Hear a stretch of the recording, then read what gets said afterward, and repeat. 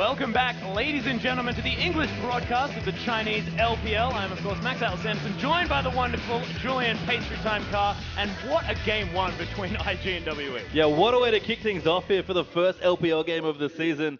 Two big teams, big rivals that have classically clashed back and forth in China. Yep. Invictus Gaming with a solid win there. And I have to say, all of the imports performing incredibly there. Rookie and Pokemon swapped in, played fantastically, and Kakao, still Kakao, playing like he did in Korea. Yeah, just an absolute beast, and just knowing exactly when to gank as well. We didn't see him being as early aggressive as he normally is on often when he does play, but made that Jarvan count towards the mid and late game, which was just so beautiful to watch, and especially how they orchestrated. Yeah, and it's a big thing where IG have an incredible amount of flexibility. When they bring in Zatai and Pokemon, Pokemon and Rookie, things just change quite a lot in terms of the pacing. Yeah. Saves a big carry top laner, he wants to go big and get aggressive, and Zatai is one of the most aggressive players to play in China, which of course is known as a big aggressive region. So it's cool to see things slow down. Rookie and Kakao get to play together again and really just control that game until the point where they needed to go aggressive and then did. I wonder if we'll see the swap back at all, just to maybe shake things up, because it's different to go from playing Rookie and Pokemon, who are a bit more passive, and I guess in Zatai's case, a lot more passive. Yeah, only in lane, of course. We did see Rookie going incredibly aggressive when he wanted to. Rookie is just a very fluid mid laner, I think the best way to call it. He always wants to outplay his opponents, it feels like, and just wants to go in and get a kill when he knows he can get a kill, when he's calculated everything, when he has the numbers down, and just says, you know what, time to go in. And he did that with Twisted Fate, constantly picking his spots really well, just controlling so much of the map for his team, and leading to an basically insurmountable amount of pressure for Waterloo, who just couldn't find a foothold in that game. Yeah, they just couldn't. We'll see whether they do decide to switch them out, though, because with Zatai and Save, they could opt for a more overly aggressive style and also just throw World Elite off, because if you do have a curveball to throw, I mean, you could almost throw it. But, I mean, why fix something if it isn't broken? Yeah, that's true. That's the other mentality. So we could have either decision being made. We'll just see what they do decide to go with. The option's always there. I think with how smoothly that game went, because it was a very solid Game 1 win, unless they expect World Elite to draft in a significantly different way, and I think they actually have to. World Elite's team comp there was really cool. It was great to see Spirit mixing things up and playing Riven. Plenty of strong champions there. STYZ on Corki as well. It just felt a little too squishy. To me, I think it's the big thing. And every time IG got engaged with Civ and Maokai, or Nami Bubble, or the millions of hard CC that they have, World Elite fell apart so quickly when they... Because Janna wasn't enough against that team. Normally, you think of hard engage, like, oh, we have Janna, it's fine. But one Janna roll, nowhere near enough to stop the IG train. Because once it got rolling, it just went so quickly. Yeah, they just didn't have a chance to poke them out, really, with these rockets, with these shock blasts. I mean, it was just destinies coming in, and they had to react to ridiculous amounts of upfront CC and damage. And with that Twisted Fate, Twisted Advance combo from Maokai as well, I mean, it's just ridiculous. But we are going to head into Champions League for Game 2 between World Elite and Invictus Gaming, and LeBlanc going to be taken away, and Rek'Sai, both bans that we saw last time. We'll see whether they do change things up, whether Rookie, who is still on the roster now as well, so they haven't done any switcheroos. It's going to be Rookie and Pokemon still in it for Invictus Gaming. Yeah, now going to be taken off, and now Twisted Fate. Bit of a swap here. So I think we're going to see very similar bans to Game 1, which was Rek'Sai, LeBlanc, Nah, and I believe one more really strong champion that sees a little play, whose name escapes me right now. But Twisted Fate is the mix-up here for World Elite.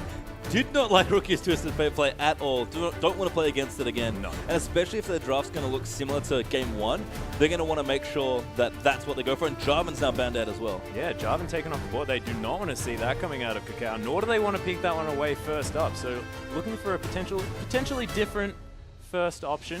I mean, this screams Janna to me, if it isn't banned. Yeah. Very popular champion to first pick in general. Conan, again, maybe not as a home run. Lysandra, sorry, that was the other champion I thought of. That was the fourth ban. So 4 bans the same here, but World Elite changing up 2 different bans. And clever that on the blue side, they're actually able to ban, maybe make more of a target ban here, taking away Kakao's Jarvan and the Twisted Fate, and kind of knowing that Invictus Gaming probably has to ban the other powerful champions that are left in the pool. Yep, so it is going to be Conan once again on that Janna. Opting to pick that one up. Kid looking at his Sivir once again, and he was fantastic if they do play that style of comp yet again, because that On the Hunt was just great for catching people out. Kakao now, though, looking at the other early pressure He's pandering to the fans. He's going to lock it in. Lee Sin is going to be played here by Kakao. And this, if we're going to talk about flashy, aggressive champions, this is Kakal's wheelhouse for sure. Yeah, definitely. And Kakao also known for making some fantastic plays on that champion. Rengar's going to be looked at here from Spirit. And across the other side of the table, I mean, if we're going to talk about Spirit champions, I could say that Rengar is probably a Spirit animal. Yeah, the first thing that you think of when you think of Spirit is his fantastic Rengar play. They have a bit more time here to decide things. Actually, like a lot of what's going on here with World Elite's considerations, but I think they'll be drafting very differently to Game 1. Oh, yeah. Just want a bit more of a consistent front line, want a little bit more flexibility. And I think, honestly, set up STYZ to carry more. He had nothing to do in that game but die. Yep, and now on Twitch. So if you're talking about a playmaking AD carry, I mean, we're coming from the realm of Uzi, known for just demolishing people on this champion. So STYZ now has sort of a lot on his shoulders to make sure that he doesn't get shut down too early on, because the Twitch can often be dead weight if it's really, really handled. Yeah, I think China, though, is Twitch's homeland. Yeah. He's lived here for a long time. He's been a very popular AD carry pick, and a player like STYZ, sorry, can definitely get full value out of this pick. I love the Rengar here. It is going to be locked in by Spirit as well, so very strong comfort champion for him. Still has the ability to carry the game if that's what he feels like he needs to do, which is what it really felt like in Game 1 with the Riven pick, but much more consistent. A few more options. Goodness. And look at this. The Zilean being locked in by Rookie. And when was the last time we saw Zilean? I think it would have been Worlds. I think it's funny because they played Twisted Fate to kind of support the big engage core they had with Jarvan, Maokai, Sivir. They've got Sivir, Maokai once again, which is the big tenet of that particular trio. Yep. And I feel like Zilean's sort of like bad Twisted Fate, maybe, because he still gets people in, like, he helps with all that engage, and it's not the same, you can't be as aggressive, but if you're trying to get in their face and hard engage, Zilean facilitates so much of that play. And if you want bomb delivery system, like on the hunt, sped up Maokai Twisted advancing onto your face, you're going to have that bomb go off in the place that you want it to. So again, sort of looking at Pokemon to really make the plays. But on the other side, we've got Aurelia being locked in by Aluka, and the Xerath that escaped the ban list is going to go into the hands of Ninja this game. Yeah, actually falls pretty far through this draft as well, but Ninja will get his comfort pick of Xerath here, and I like the Aurelia as well. It's quite good against Maokai, and just it's very safe to run.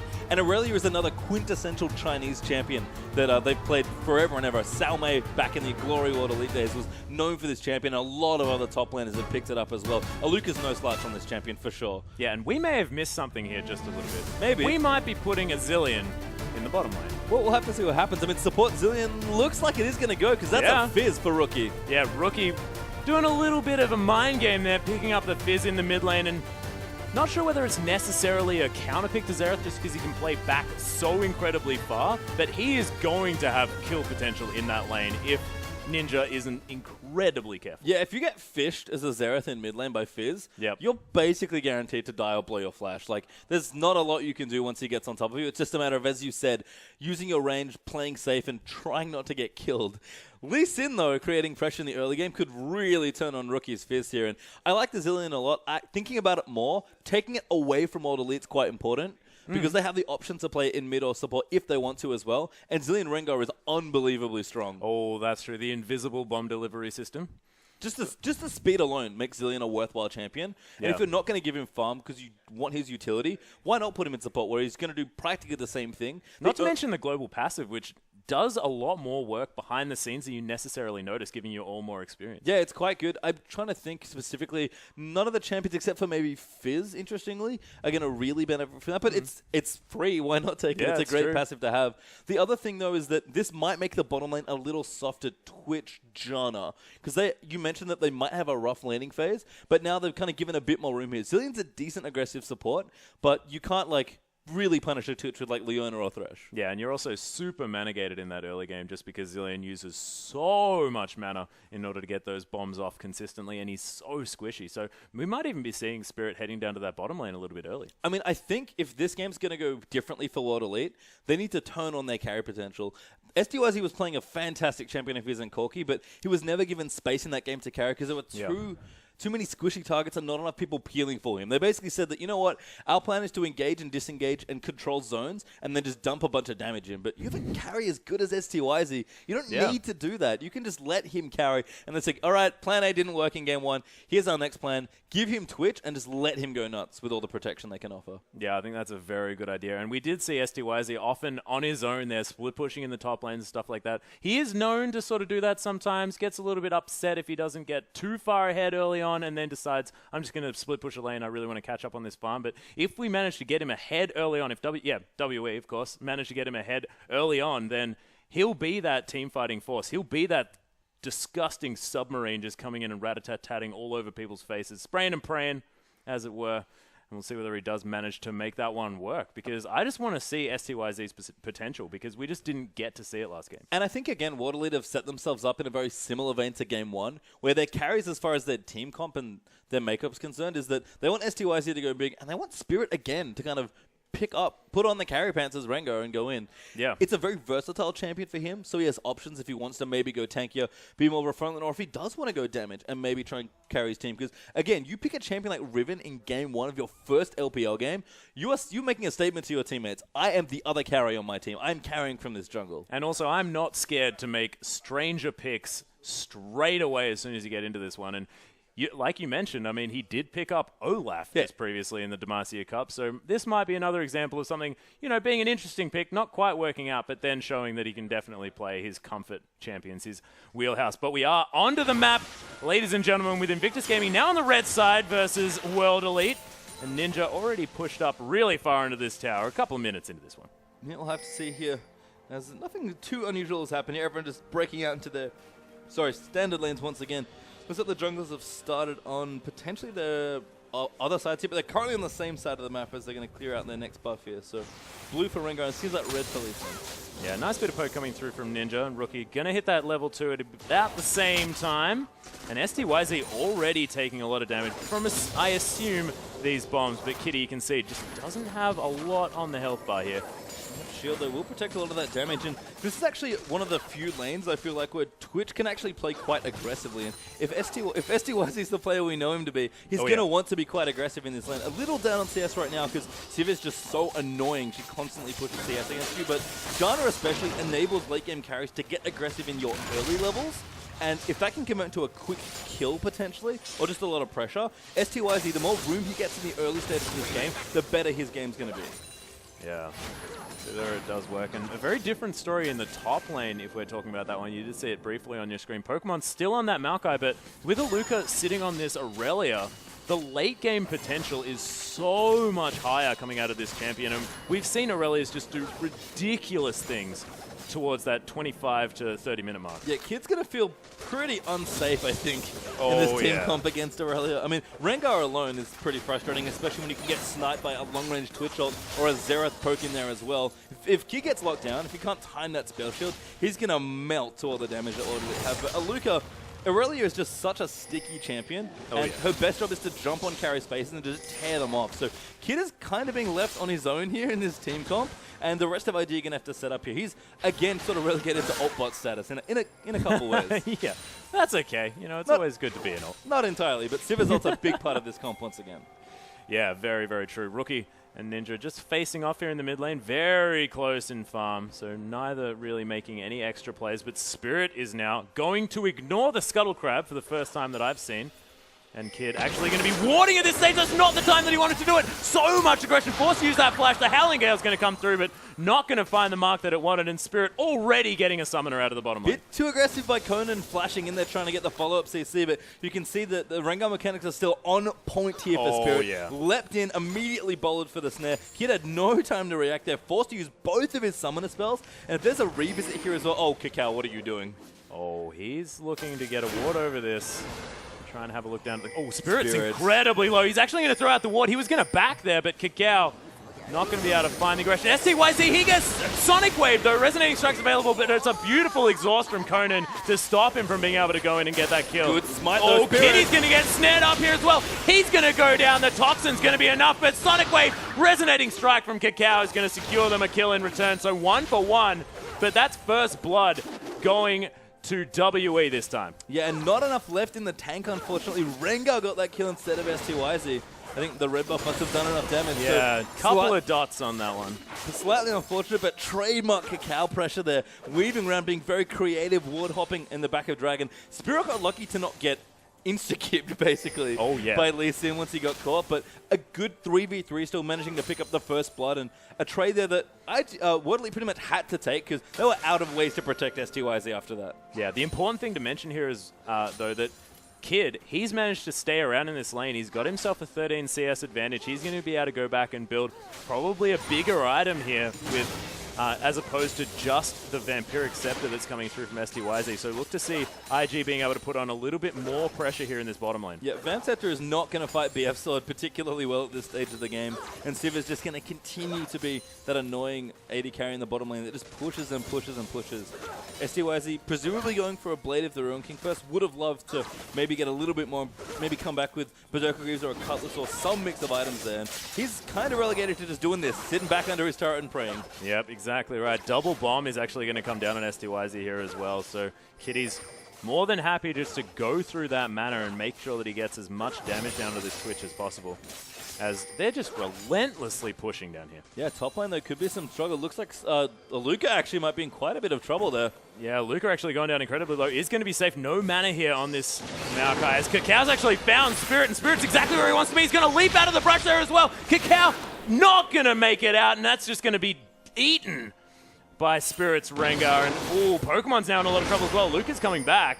Great patience, though, from Spirit. Oh, yeah. Knowing that Cacao would come in, Aluka managed to not get killed in that tower dive, and Spirit, he's going to stay there for a short while, maybe going to go in again on Pokemon. Yeah, Sapling I think was used, but he's going to get jumped on once again. The Blade Surge is available as well. There's a Chilling Smite. Pokemon, you are not going anywhere, buddy.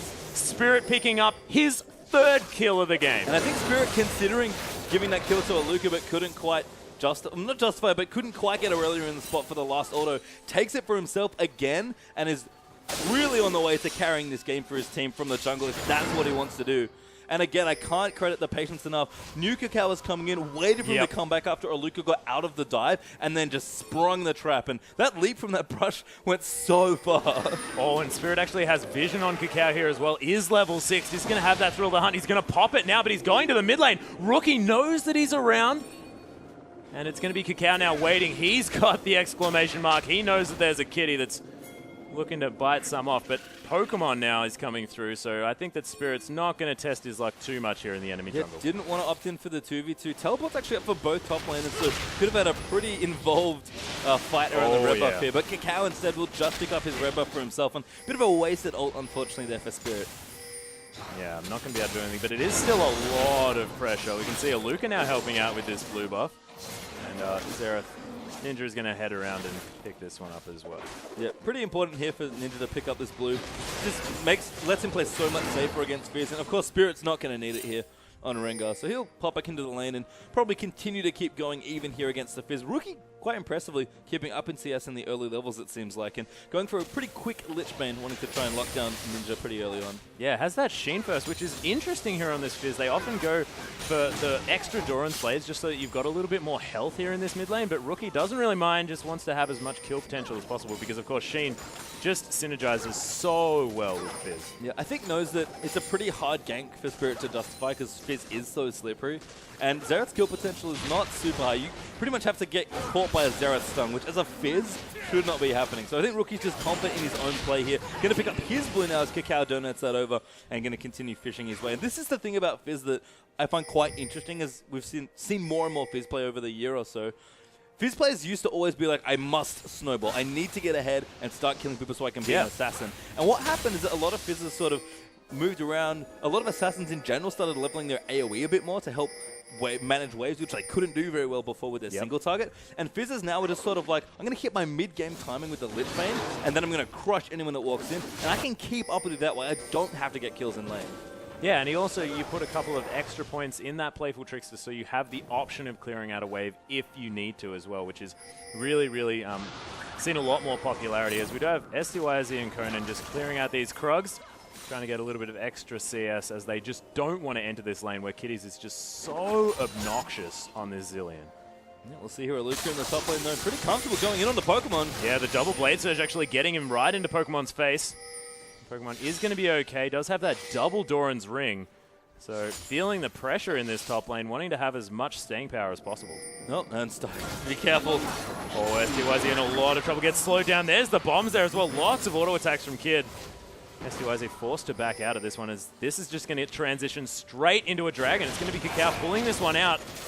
3 men strong, and it doesn't look like WE is really going to respond to this one. Yeah, really confident dragon here, actually, coming out of IG, knowing that they've pushed STYZ off, that he's not really a threat right now. Take a very quick dragon at just under 11 minutes. And Spirit was waiting patiently in the top lane. Pokemon does manage to get that sapling in there, so he's going to be spotted out. So loses the dragon and doesn't get the gank off up top either. And I don't know if they knew Spirit was there the whole time, but if they did especially, that was beautiful movement from IG to secure that first dragon. And again, STYZ, we've been looking for him to get going, but he has not found it against Sivir in either this game early on or in the last game as well. And hasn't quite managed to pick up that Blade of the Ruin King yet either, so still needs about 850 gold to secure that spike as well, because you can enter that lane immediately, Blade of the Ruin King, slow someone down and get that spray and pray off for lots of damage.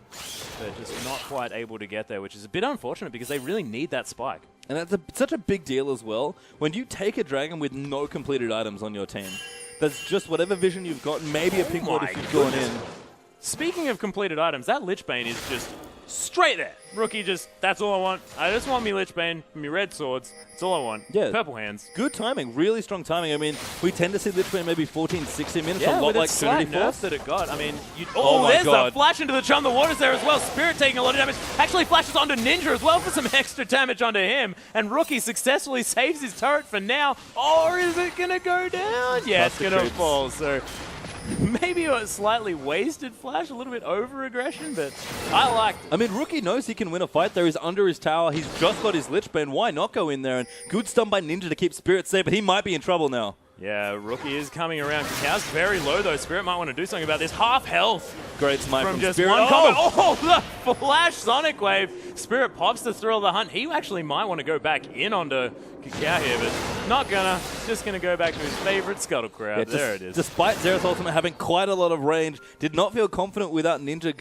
With Ninja still coming back from his base, so didn't want to commit there. But good pressure from IG to get Spirit's ultimate out there. And Rookie, you're going to see a lot more of this, you have to think, on this Fizz. Wanting to roam around and be much more aggressive now that he does have a very, very early Lich Bane. Yeah, and the other thing that I really like coming out of Spirit here as well is the mobility boot pickup. He's got all of these kills, and he really wants to translate that to extra gold for the rest of his team. So wants to be in as many positions to gank as we're talking about here in the top lane. Pokemon forced to use that flash. Spirit wants to look for possibly some more action as we have Ninja coming up here as well. Right at the Arcane has been popped. Pokemon's in a lot of trouble. Spirit, oh, the last shot isn't going to be enough, but the Q-empowered auto attack is going to mean that Spirit picks up his 4th kill of the game. And a sick roam by Ninja there as well coming in. Oh, yeah. A Spirit leaping to that minion as the wave was coming in was so elegant and so great to watch as well. Now World Elite going to pressure this top tower. And this top side of the map has gone so well for WE this game. Luke is doing great on this Aurelia, enabling potentially a very strong mid game for him. Ninja not done fantastically, but keeping up in CS, not dying, and picking up an assist there with that roam is great. For all of we talk about STYZ kind of leading into this series, the fact that he's not doing so well might not matter too much because his team is picking it up this game. They certainly are, and we haven't really seen too much from Aluka, but now has his Trinity Force, so he's going to be putting on so much pressure. 0-0 and 3, and nice spell shield coming out of Kid. He's going to block that Howling Gale, but the vision control is now starting to come through. They do, of course, have that pink ward in that Tri-Brush. Cacao's probably going to find that if he does safeguard over the wall, but Spirit's there. And he has full Fury at the same time. Sonic Wave's going to land, but I don't think he's going to Resignating Strike onto that one. Some good vision again from Cacao. Is constantly getting vision where he can. And you can see that IG, especially in the early game, seem to really value a lot of this vision around the Dragon Pits particularly. Wanting wards not too deep because that's unsafe to do, but just wanting control of the area once it's starting to come back up so they can make sure they make plays when it does get back here. But if Twitch finishes his Blade of the Ruin King by the time the next Dragon's available, there's a lot of strong item timings here for World Elite to make a very good attempt at a 5v5.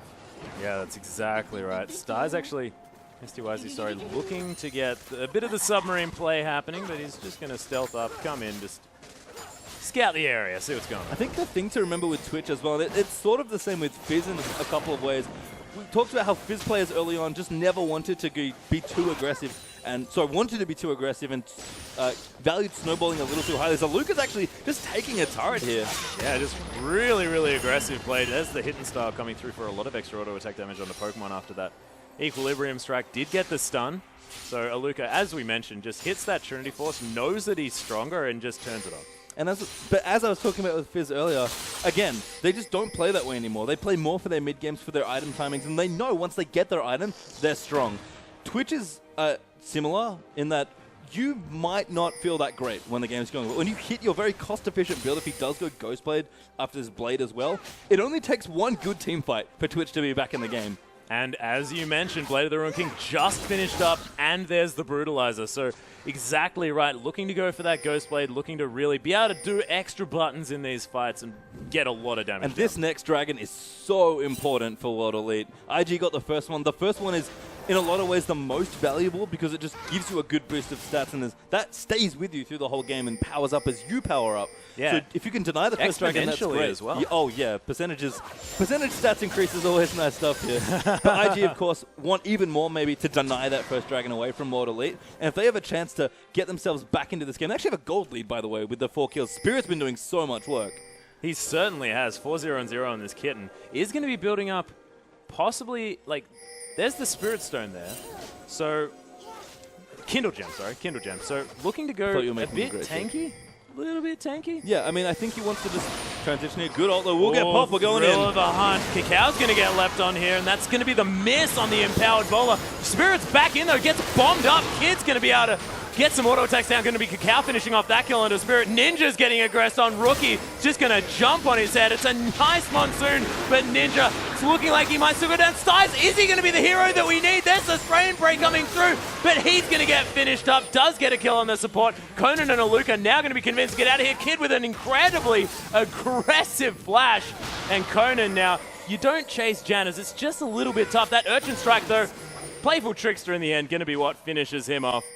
And Aluka just wondering where the heck his team went. Yeah, Fizz with so much mobility, easily able to chase out those kills. And two key things went wrong there for World Elite.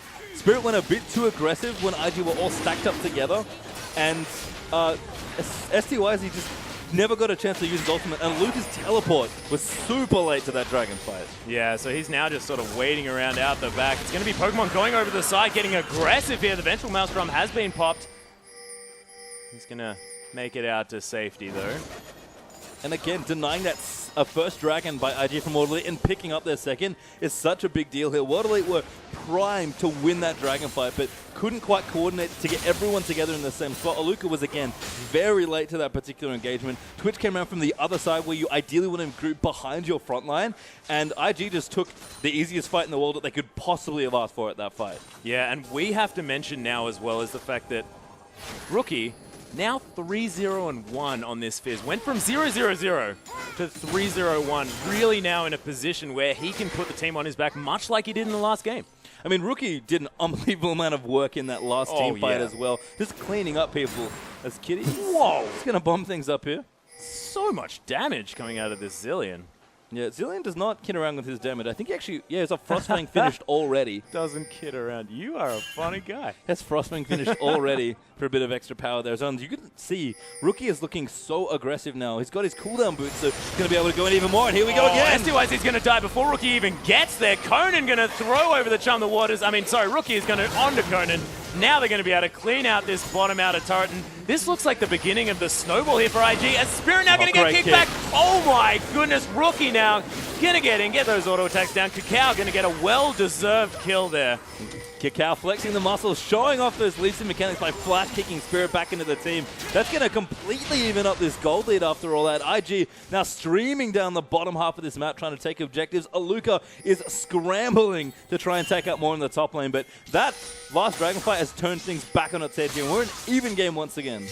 Yeah, exactly. So Aluka might have a lot of work to do towards this later side of the game as he's going to get a lot of extra damage down to this inner turret. Ninja's here as well, just waiting to the side to see when Pokemon is going to go aggressive. Oh my gosh, the extra burst coming through right as the Arcane's been popped, but Ninja going to have to stop that one a little bit early as Rookie's come around. Ninja, buddy, you are looking in a lot of trouble. Rookie picking up yet another kill, 5-0-2. for this Fizz. Yeah, Aluka just abandoned his teammate there. And Ninja was trying to come up and help. They almost got a kill on Pokemon if people hadn't been there, but wrong side of the map there, unfortunately, for Waterley. Everyone from IG rallying back after being on the bottom side, and easy cleanup again for Rookie and Cacao. Yes. Oh, Thriller Hunt. Actually, they're going to find Kitties. Just an unfortunate place to back. Might be a little bit of a bait here, as he is going to chrono shift his way back to life.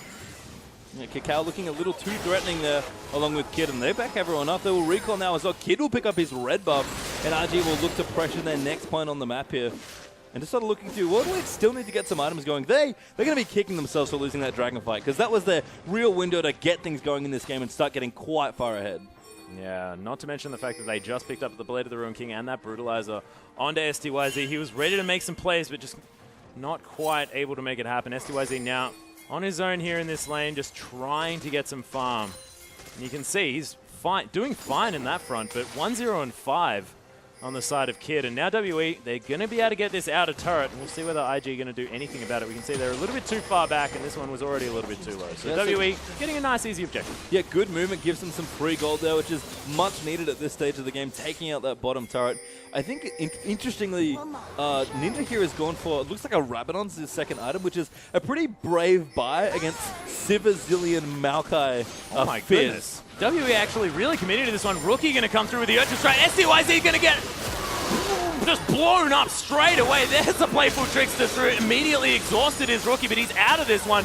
Spirit now has that bomb, and Pokemon's teleported him from out of the side. And look at the playful trickster. Does manage to get caught up, and here's Aluka. This might be his time to shine. 3 kills already.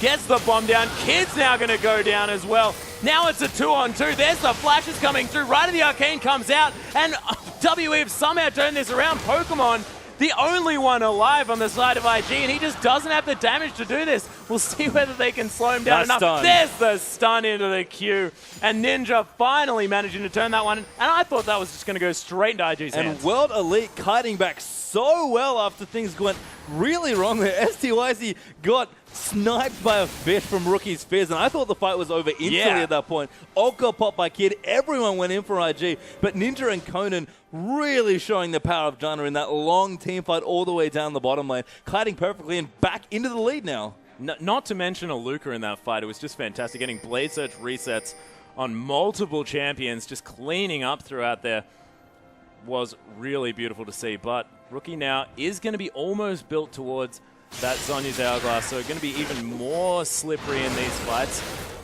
World Elite, they're not quite out of the woods yet, but that just looked fantastic. From the position that they were in, to win a fight like that was just beautiful. Yeah, I think Kid really getting hammered by Aluka there caused some problems, because Rookie got really low when he sniped STYZ and couldn't actually go in. He baited an exhaust from Kona and then Urchin Strike back to a stray creep behind him. Baited out the exhaust beautifully, but he had to keep ducking back in and out of that team fight to actually do anything. And when Kid's not there for the consistent damage and Rookie can't actually get in and assassinate people, IG's damage falls off pretty swiftly. Yeah, but we do have the Zhonya's finished. World Elite, knowing this Dragon timer, they really just want to get their first one. Yeah, it's just so important. Again, percentage stat increase, always good. Gets even better as you pick up more and more items for yourself. So World Elite at this particular point now looking for the third Dragon of the game, 24 minutes in, with big items completed across the board. First Dragon would be a big boon here, and third Dragon is very important for IG as well. Yeah, both teleports are available. This Dragon is going to get started. It's already at half health here on the side of WE. The teleport coming down, burst up here from Pokemon. The Dragon's still not even taken yet. Cacao's actually drawn aggro this one. Thrill the Hunt's been popped. It is going to reset, and they haven't committed to any fights here. There, we're going to have the Twisted Advance, the Ventral Maelstrom as well coming through. WE trying to get out of this one. Nice Monsoon just to try and get the fight in their favor, but kills are just getting traded over and over. Ninja's going to go down. On the Hunt is doing so much work with the chase down, and look at this. WE's just melting out of this Rookie with another fantastic play. Just going to Urchin Stride his way through, and that's going to be the ace coming out of Invictus Gaming. And IG, again, such beautiful team fighting here around that pit. Twitch, by the way, got the Dragon. STYZ managed to pick that one up They themselves. got their first Dragon. They got it. It's fine. Which is important, but they couldn't win the fight. IG just 2 on top of them, and now Baron is being started. 25-minute Baron? Welcome to the LPL, everyone, where Barons get started at 25 minutes. IG again, another bold move. This lead is quite thin between these two teams, but a fantastic call to go for Baron here. And this is picked up uncontested by Invictus Gaming. Yeah, they're going to have to sacrifice Pokemon here. They are going to end up picking up that Baron. A tree for a Baron, I'd probably take that any day. Not a bad trade at all here as Invictus Gaming will wander back to their base and spend quite a lot of gold that they've just got. 2,500 gold now is Invictus Gaming's lead. And WotLead have plenty of wiggle room here in this game, but the next few minutes with this Baron buff available are going to be rather painful. We already spoke how Baron just turns any lane into a split pushing lane when you split people up. So IG just have so many options to pressure side waves now. Yeah, Kid looking to finish one last item. Now has hit that gigantic 3-item spike that you see out of these AD carries in that Static Shiv, Infinity Edge, and of course the last Whisper for the armor penetration. And there's the Righteous Glory coming through for Pokemon as well. So they really want to get into these fights. Yeah, you can tell what Pokemon's job is here. Kind of picking up kind of like a mini Severo, at least for the movement speed part. Again, really needs to hard engage. You've seen that when IG get on top of Elite's carries, they're so squishy because Twitch has 0 mobility and Xerath has also 0 mobility. So once everyone's locked down, if a Luca and Spirit can't kill or Conan can't peel for everyone, it's just too difficult for Elite to win fights. And we talk about Janna as being a big disengage support. When you have this much engage, it's pretty difficult. Yeah, it's just ridiculous. Luca actually getting caught out here. There are the bombs there as well. Transcendent Blade's not going to be enough. Kid's going to find that last kill. And just slowed down to high heaven from Kitty's. Oh, Mavegon, that's a beautiful catch there with the stun. Chrono Shift on at the very last minute. Thrill of the Hunt is going to be popped. And Spirit is going to find his way to safety. But Cacao just from the backside just going to land all of his abilities. Kid's damage just doing so much work. They're getting the assist for that one. Good spell shield as well. Nice spell shield. Just popping that W there from Twitch. And again, Kid with the 3 items. When he gets to attack people, they die very swiftly. They certainly do. And WE just going to get pushed back to this inner turret now. The outer turret's definitely going to go down. They're probably going to be able to stay here to pick up another one as well because this Baron buff is doing so much work for Invictus Gaming, who just know when to take these Barons in both of these games. I like Rookie's flank there as well. He was sort of poking around the side, maybe looking to snipe someone over the wall.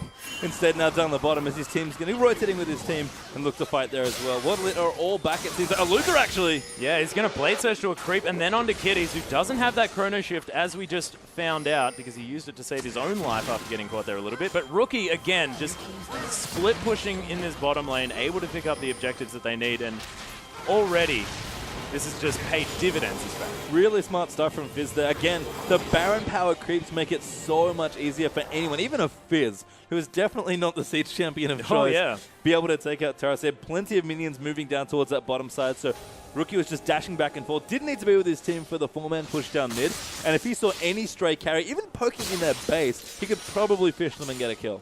Yeah. I love the term of fishing them as a verb. That's what happens. He throws the fish at them. It's beautiful.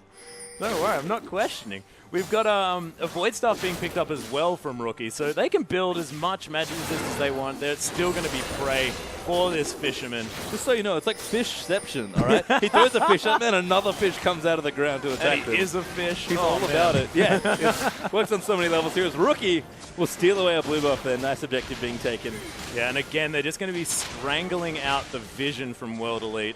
You can see the red wards, they're no longer in their own jungle. They're going to be put further ahead into World Elite's jungle, and they're just not going to be able to get the money that they need to just stave off this onslaught. I have to say, I've been pretty impressed with Vision across the board in both games here. Yeah. Haven't paid super close attention to it, but both teams have quite impressed me with the amount of Vision that they've looked to get here. And again, Chinese teams are often ones that jokingly people say don't ward, but the deep water, especially as Rookie wants to go in. So aggressive onto 2 members of WE here. Spirit actually gets caught, but Styes is the one doing the damage. Cacao's going to fall down. No Chrono Shift just at the right time. Monsoon's going to keep Styes alive in the backside as well. Rookie may have gone overly aggressive. He's going to fall down. SCY's is going to pick up that kill, and IG immediately get the heck out. Right of the Arcane's going to be popped. Oh my goodness, Kid almost falling down to that one.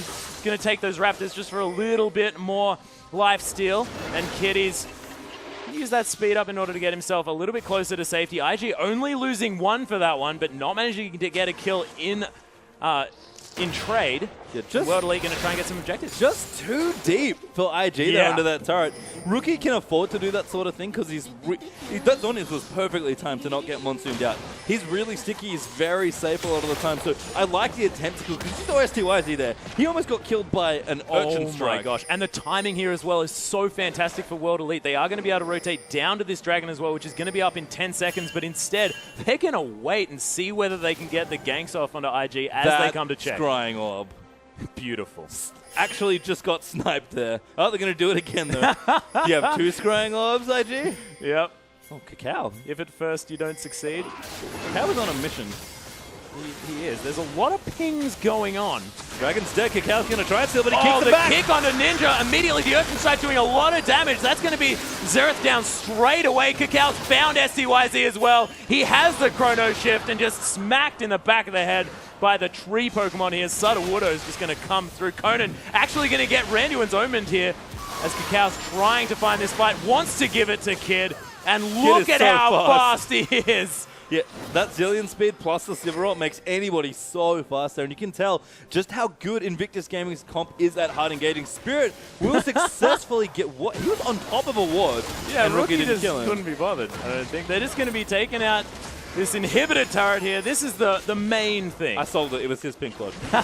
That's how. Nice move there from Spirit to get out under his own pink ward and be safe there from Rookie. But inhibitor goes down in the mid lane, and that's IG again. This game has just been great to watch. It's been very back and forth. I thought with that dive, Invictus Gaming may have gone a little too deep, but World Elite just don't have the strength right now to fight IG 5v5. Yeah, and they had that fantastic comeback team fight where Aluka did so much work. They managed to kill Kid early on in the fight, and Rookie got exhausted before he could really do too much, and his fish wasn't as impactful. But now that those things aren't going right for World Elite, Invictus Gaming are just able to win fights. And the only way that they're going to do this is when Cacao and Rookie go way too aggressive, which is what we just saw. See, I don't know if that's necessarily the only way they can win. I mean, World Elite right now might be a bit behind, but if they keep getting gold, their team actually matches up quite well in a 5v5 situation. Not to mention Twitch hypercarry potential. Yeah, the issue, though, is that it's really about who gets the engage first, because you have to get a good engage here. And Chinese teams are fabled around the world for fantastic team fighting, and that includes how you initiate fights.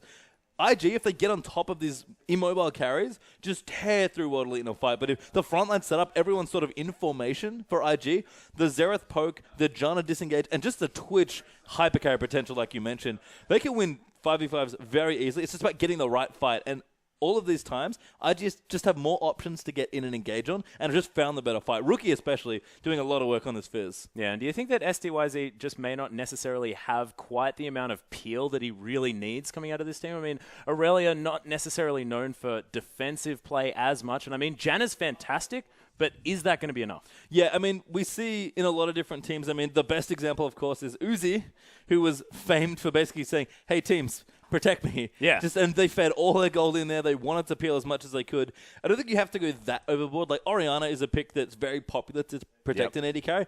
I don't think they need to go that deep. But you're right in that STYZ has not a lot of wiggle room. It's pretty much just Conan babysitting him, hoping that it's all okay. And everyone else is going in. This happens a lot, by the way, to Chinese AD carries, because everyone wants to go in except the AD. This is why I think Ezreal has been such a popular champion for so long, because it's like, well, my team's not peeling for me, so I have to do it myself on Ezreal. Yeah, that's exactly right. But I think they need to set up their Twitch better. It might just be a draft thing where one pick here, maybe not Xerath, maybe a bit more of a utility mid laner would have been a bit better. Maybe it's a jungle thing as well, where, again, Spirit's trying to be a carry for his team. But even all that aside, I think the way they picked is fine. World Elite just need to find a good fight. Yeah, we are back into the game, though, ladies and gentlemen. So pause is over. And we'll see what these teams decide to do. Of course, IG peeling off this one. You can see their warding has gone back just a little bit. So they've got their wards just in the river now. So thankfully, WE have managed to get them out of their own jungle. So we'll see whether they can really put the pressure back on IG here and start making the plays. Like you mentioned, I mean, I think that World Elite really just needs to be the ones starting these fights, getting their Twitch into the right position to clean up. Yeah, I mean, if you look at the gold lead here, it looks pretty dire for World Elite. They're behind quite a significant amount of gold, about 8,000 here. Oops, Spirit doing fancy things on a ward, jumping on them. Baron is up, by the way, so Spirit maybe wants to go in. The hunt already being popped here. Actually going to jump on top. Might be a little bit over-aggressive yet again. There's the bomb that he's going to take to the rest of his team. But Rookie's found the backline. There's the Chum the Waters. SCYZ's out of this fight straight away. Ninja's going to be the next focus. Rookies get chrono-shifted. They're going to try and wait for it. But look at this. IG with a beautiful 4 kill for nothing. Yeah, and we talk about Alessandra a lot as a big pick that's good against Janna because you can't stop the engage. Janna is not enough here against this team. Oh, no. There are so many ways for Invictus Gaming to get on top of SDYZ, and every time it happens, they just can never win a fight. This might just be game. Yeah, and Rookie just with a beautiful flank. We were talking about this before, about the fact that these Chinese teams are just really great at orchestrating these fights. Well, IG just showed us exactly what we meant. And I mean, I think SDYZ is going to go to bed tonight. He's going to have nightmares about Markai because Invictus Gaming picked on him so hard in those team fights, and it's dangerous to make those picks. You have immobile solo lane carries in Xerath and Twitch, and you're getting already Sivir Maokai, and they just chuck the Fizz in there for good measure as well. Invictus Gaming showing really decisive play, seem to favor a lot of hard engage, but against these big carry players, and I think Water Elite's a team that has a very promising AD carry, despite those games maybe not be the best showing. Executed perfectly there for IG and a very strong showing for their first game. Yeah, it was utterly beautiful. And to see Rookie just on form so beautifully with both of his champion picks throughout this series. I mean, his Twisted Fate was beautiful. And in that last team fight, that flank was stunning. And the Chum the Waters was just so expertly placed right on top of STYZ. And we were mentioning, I mean, Twitch has to be relevant. He can't be relevant if he's dead immediately. Yeah, and I mean, we look back as well, like, again, my last point before that team fight happened and the game got won was that, yes, the goal difference is bad. It's about 8,000, but there's good items on a lot of these carries for World Elite. They've got the tools here. Twitch had 3 items, Xerath had 3 items. Everyone's powering up and good to go, but they just can't find a team fight that doesn't involve Fizz jumping on Twitch and killing him, and that's... You're never winning a team fight when your Twitch can't do damage. Yeah, that's very, very true. And Kid, this game, I mean, you were saying in the last game, used for that on the hunt ultimate just to try and catch up to people. This game, Kid was doing so much work on this Sivir. Actually built a brutalizer at the end of the game to complement his 3-item spike that he did hit with that Shiv, Last Whisper, and Infinity Edge. I think I heard ID's bottom lane described in a certain way, and I think it's quite fitting for the games that we saw. The janitorial bottom lane, I believe, was offered as how ID's... And I think that's exactly what Kid did. He's speeding people up, getting them in. He's cleaning up with lots of AoE damage from Ricochet.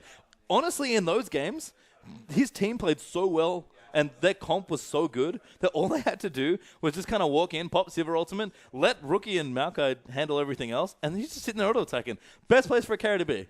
Yep, and the Righteous Glory coming through on Maokai awesome as well, sort of the talisman of Randuins, as we like to call it, just getting you in there and then slowing people down. I really like that pickup, and I just think that Pokemon's adaptation and ability to build the items that he needs to win them these games has been beautiful. And I think that we may have mentioned the fact that we thought that Save coming onto this roster was going to be beautiful. Pokemon really stepped up. Yeah, it's kind of stressing that Pokemon's a bit more of a utility player, really played for his team in those games on that Maokai, and they just set everything up in terms of teamwork really well. I mean, the stars there were definitely Rookie. Cacao made a lot of pressure, and Kid just followed up well. It's interesting to see that without Zatai, they still played that well. I wonder what it looks like when they do play, but credit to ID's roster. Quick E2-0, fall away from the curse of IG, which is usually splitting games 1 apiece, and just great to watch all around. Yeah, beautifully well played by IG, but that is enough for this matchup. We are going to be getting into the next matchup, which is going to be Gamty taking on Snake. So guys, don't go anywhere, more LPL to come.